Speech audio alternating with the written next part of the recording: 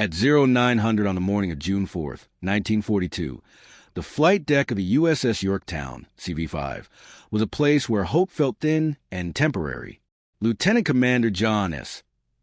Thach sat in the cockpit as fighter, listening to the radio engine roar at full power. The air carried the sharp mix of salt spray and high-octane aviation fuel. The ocean beyond the bow was calm, deceptively peaceful, but inside his head the arithmetic was merciless. He was about to lead 6 fighters into the teeth of the Japanese fleet. Over his shoulder trailed the aircraft he was assigned to protect, the torpedo bombers, the Douglas TBD Devastator. The name sounded fierce. The reality was not. Loaded with a torpedo, the Devastator crawled along at barely 100 miles per hour. It had to fly low and straight to make its drop. That made it a perfect target. Predictable, exposed, slow. If that succeeded, those bombers might cripple a Japanese carrier. If he failed, they would be burning on the water within minutes. He shoved the throttle forward. His fighter, the Grumman F4F Wildcat, rattled down the wooden deck. It did not leap into the sky. It clawed its way up, heavy and stubborn, like a bulldog scrambling over a fence. The Wildcat was tough, thick aluminum skin, armor plate behind the pilot seat, self-sealing fuel tanks. But toughness came at a price. In a turning fight, weight was a liability. Waiting above the Japanese fleet was the Mitsubishi A6M Zero. To American pilots in early 1942, the Zero felt supernatural. Japanese engineers had stripped away armor and protection to save weight. No armor plate, no self-sealing tanks, lightweight alloy construction. The result was an aircraft that could outturn, outclimb, and outrange anything the Americans had in the sky. Try to turn with a Zero, and you were finished.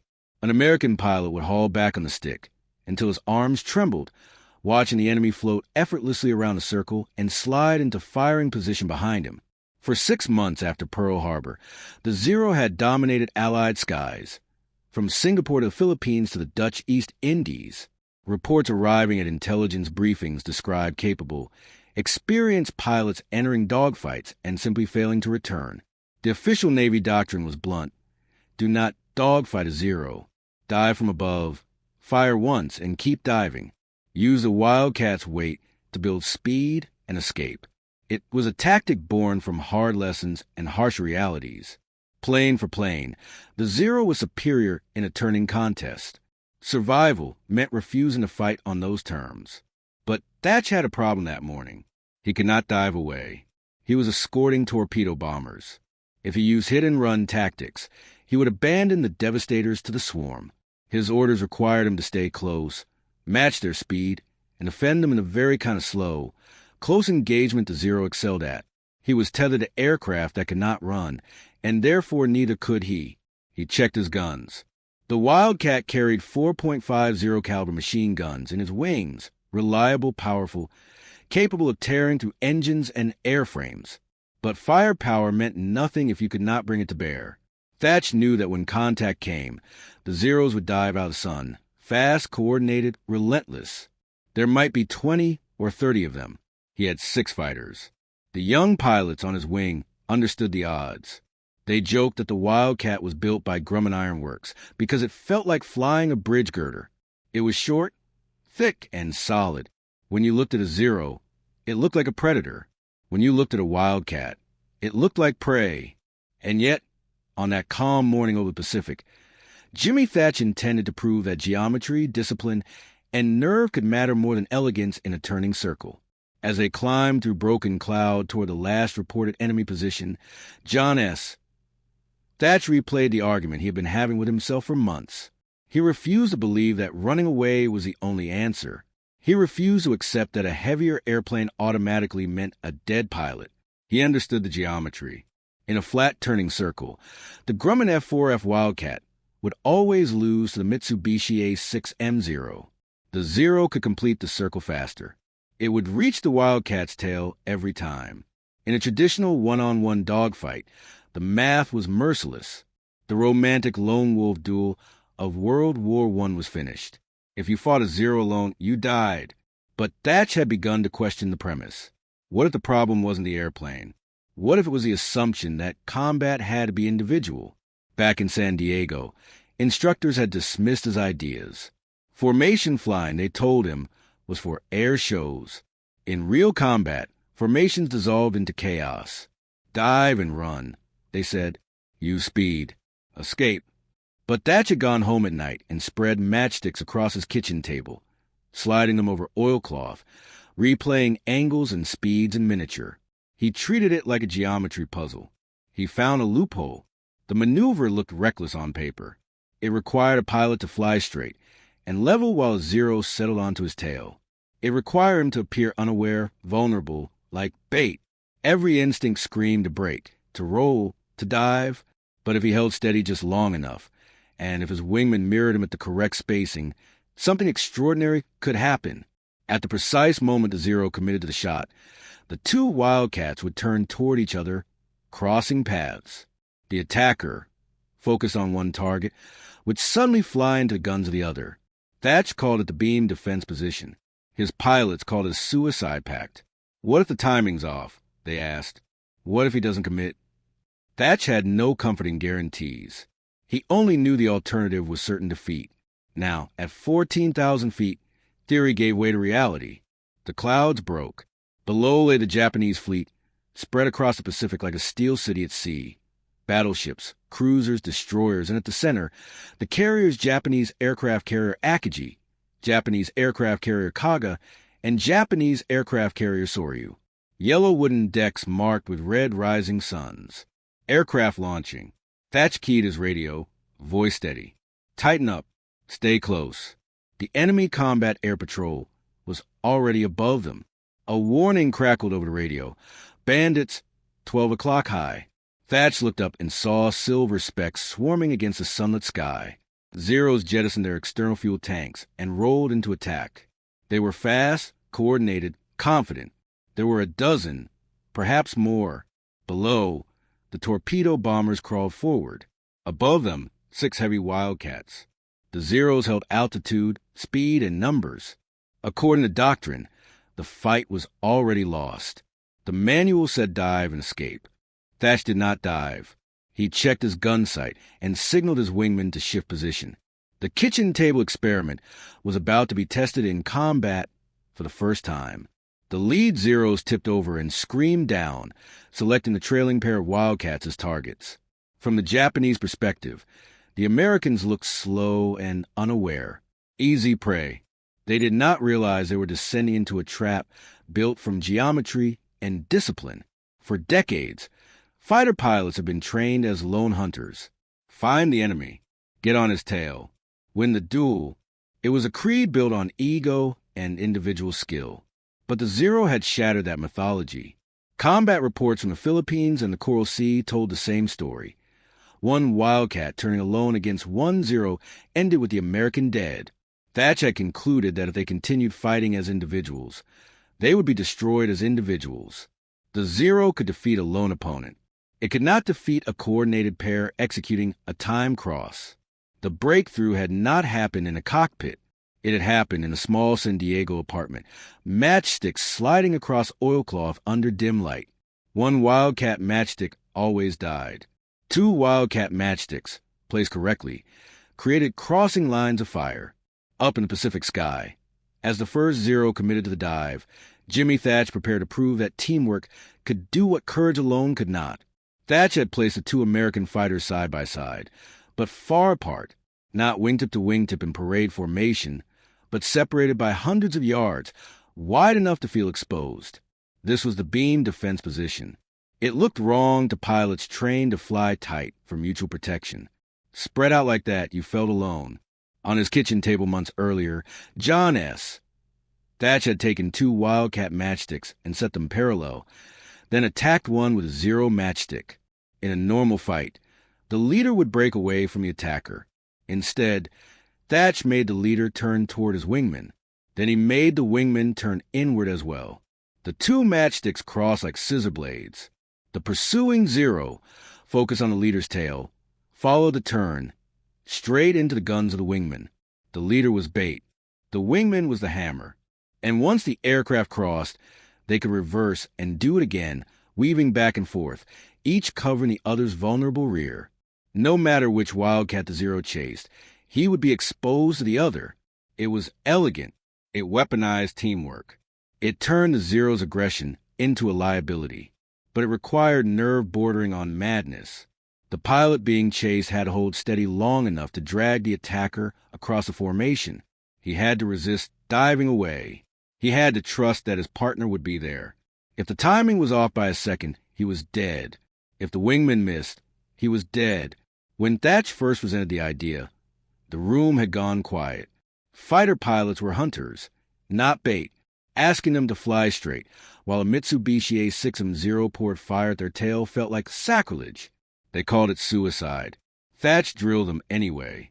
Over California skies, he made them fly the weave until it was instinctive. Cross, reverse, cross again. They practiced until fear gave way to muscle memory. Against another Grumman F4F Wildcat, it worked, but practice was not combat. Now, on June 4th, 1942, the matchsticks were gone. The 12 Zeros diving on Thach's section saw 6 widespread Wildcats and mistook geometry for incompetence. To the Japanese leader, it looked like the Americans had drifted apart. An easy kill. He chose a trailing pair and signaled the attack.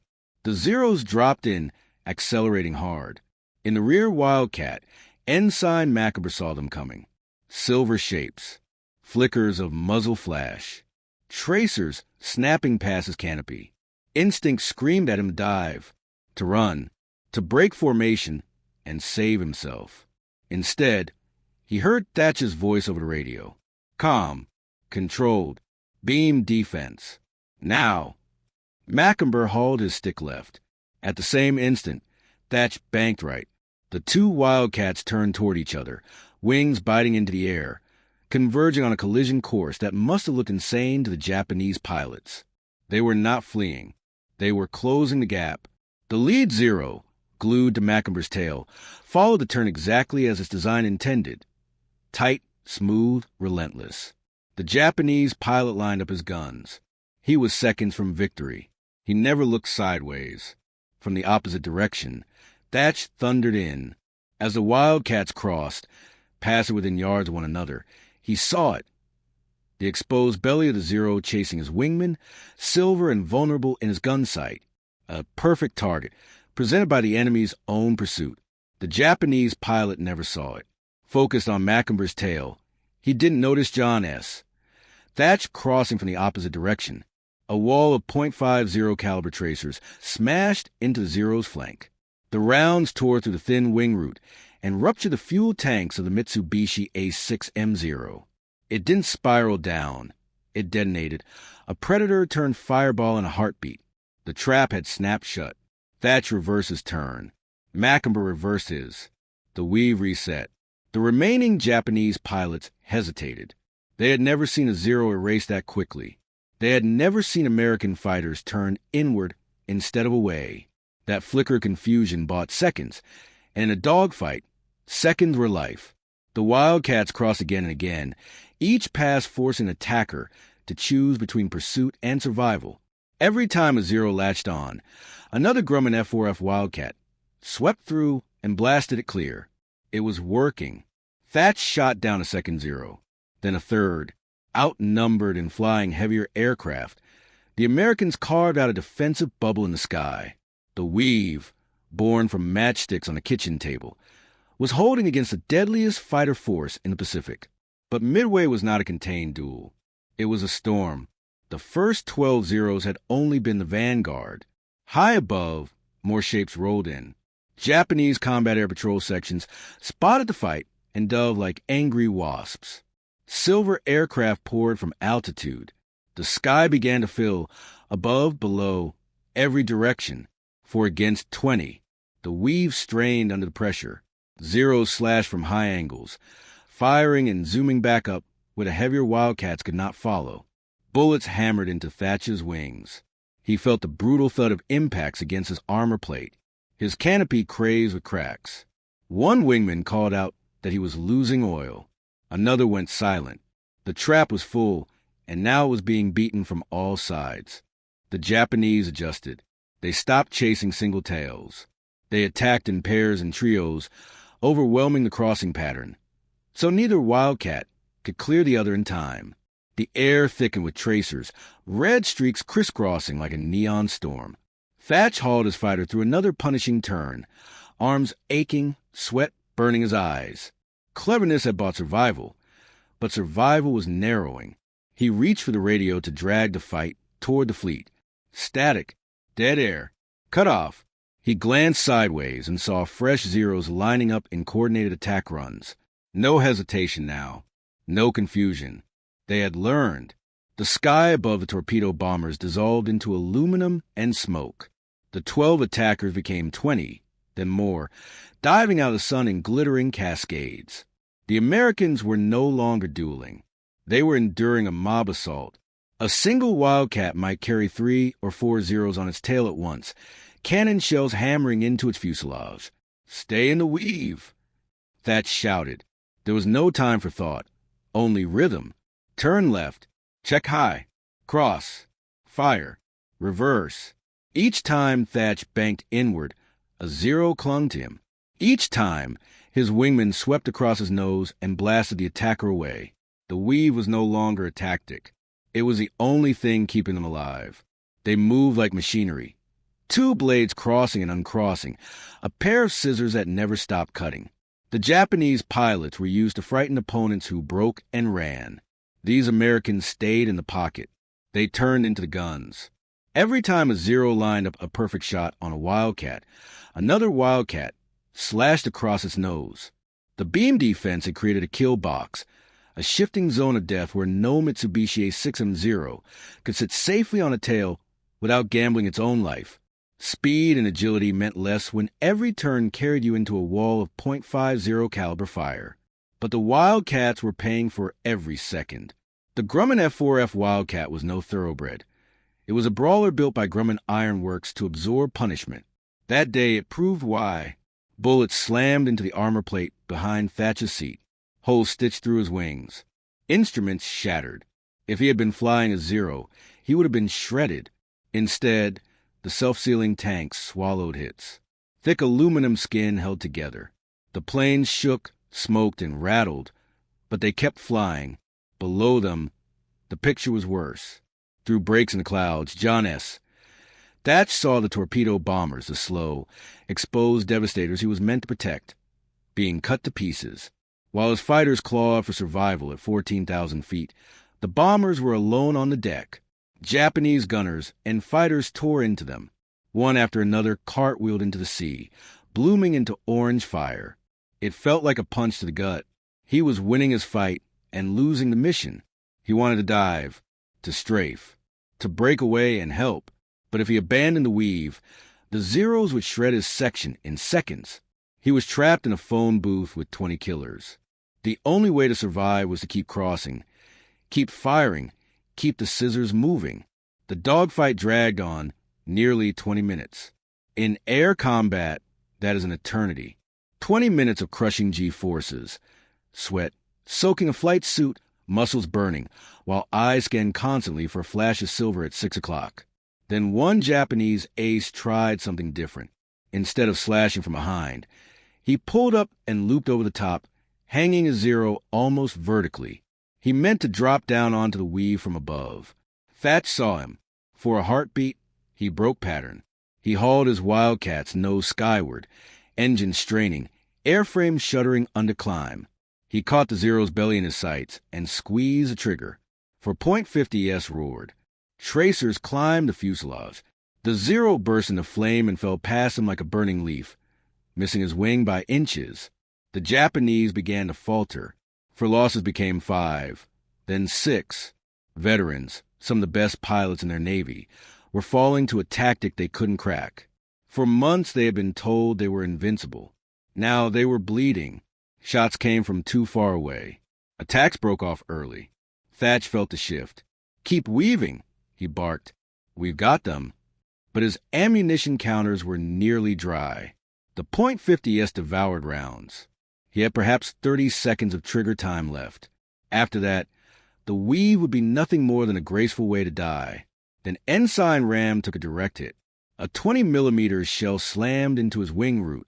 The blast tore away a slab of metal the size of a dinner plate. His Wildcat snapped violently left, rolling out of formation as smoke poured from the wound. Ram wrestled the crippled fighter level. In most aircraft, a 20 millimeters hit at the wing root meant losing the wing. The Grumman F4F Wildcat absorbed it and kept flying. Ram slid back into position. The scissors resumed. That was a turning point. Not because the Americans had numbers, but because they would not break. The Weave demanded nerve. They let the Zeros close to terrifying distance before the crossing blade came through to clear the tail. It was a high-wire act over a burning ocean. Gradually, the swarm thinned. Some Japanese pilots were low on fuel, others out of ammunition. Others had watched too many friends fall to a trap they couldn't solve. One by one, the Mitsubishi A6M Zero peeled away toward their carriers. The sky belonged to Thach's 4 battered fighters. They were ragged, trailing smoke, but intact.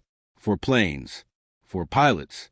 They had endured nearly 20 minutes against the pride of the Imperial Navy and were still airborne. Below them, the ocean told a harsher story. The torpedo bombers were gone. Burning wreckage dotted the water. It felt like defeat. But unknowingly, Thach had pulled the guard dogs off the gate. By dragging the combat air patrol down to sea level, he left the sky above the Japanese carriers exposed. At 20,000 feet, a new sound rolled in. The SBD Dauntless dive bombers from USS Enterprise and USS Yorktown. They looked down and saw the enemy decks uncovered. The Zeros were low, tangled with Wildcats. The air above the carriers was empty. Thach had become the ultimate bait, not just for individual fighters, but for the fleet's entire defensive screen. He turned back toward Yorktown, exhausted, hands shaking so badly he could barely hold the stick. Black smoke smudged the horizon. Yorktown was burning, hit while he fought overhead. There was no deck to land on, fuel needle on empty, ammunition nearly gone. He pushed on. He spotted USS Hornet and dropped his gear. One wheel fell, then the other. No fuel for a second attempt. He came in hot. The Wildcat slammed onto the deck, hook biting the third wire, jerking him to a stop as the engine coughed and died. Silence. After an hour of engines and gunfire, the quiet felt unreal. His hands trembled so violently he struggled to open the canopy. Deck crew gathered and stared at the shredded fighter. Wings torn, fuselage stitched with holes, scorch marks where tracers had burned through paint. It looked impossible that it had flown at all. Thach climbed down, legs weak, and sat near the island. He lit a cigarette. His hands still shook. A young ensign approached, wide-eyed, and asked if the Zero was truly invincible like the report said. Thach glanced at his wrecked Wildcat, then back at the kid. He shook his head. "It's just a machine." "It's just a machine," Thach said. "It can be tricked, it can be trapped, and it can burn." That afternoon, the reports confirmed it. Thach's section had faced 15 to 20 Mitsubishi A6M Zero and survived. They claimed multiple kills and held a line for nearly 20 minutes, flying the heavier, slower Grumman F4F Wildcat. By every pre-war assumption, they should have been erased. Instead, they endured. The suicide pact had worked. Word spread across the fleet. The Thach Weave was no longer a kitchen table theory. It was doctrine. Skepticism evaporated. Pilots wanted angles, timing, spacing. The Navy realized John S. Thach had delivered something priceless, a way to survive against a superior turning enemy. Thach didn't celebrate. He asked to teach. He moved into training commands and turned the Weave into gospel. Chalkboards replaced cockpits. His hands traced crossing arcs in the air as he drilled rookies. Never fly alone. If a Zero gets on you, turn toward your wingman. Drag him into the guns. The tactic spread. U.S. Navy squadrons adopted it wholesale. U.S. Marine aviators used it over Guadalcanal. Army Air Forces pilots flying P-38s and P-40s integrated variations into their own doctrine. The psychological shift was profound. Before the Weave, a Zero on your tail meant panic. After the Weave, it could mean opportunity. Pilots began baiting attackers deliberately, confident their partner would clear them. The Zero's aura of invincibility cracked long before newer fighters like the F6F Hellcat arrived in force. The edge shifted not just because of machinery, but because of method. The Americans fought smarter.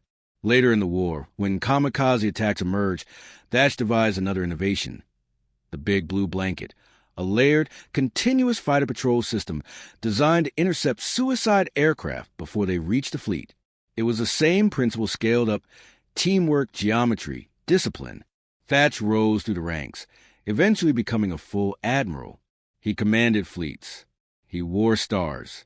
But to the men who knew him, he remained the officer with matchsticks on a table, refusing to accept that bad math meant certain death. He died in 1981 and is buried in Annapolis. There is no grand statue of crossfighters overhead, no monument of matchsticks, but his legacy lives in training syllabi and tactical manuals. The beam defense, the weave, is still taught, adapted even to jet combat. The Zero is gone. The Wildcat sits in museums. The idea survives, because the truth behind it outlived the airplanes. Alone, a pilot is vulnerable. Together, disciplined and coordinated, two can overcome the faster, the stronger, the seemingly invincible. When muscle fails, the mind endures.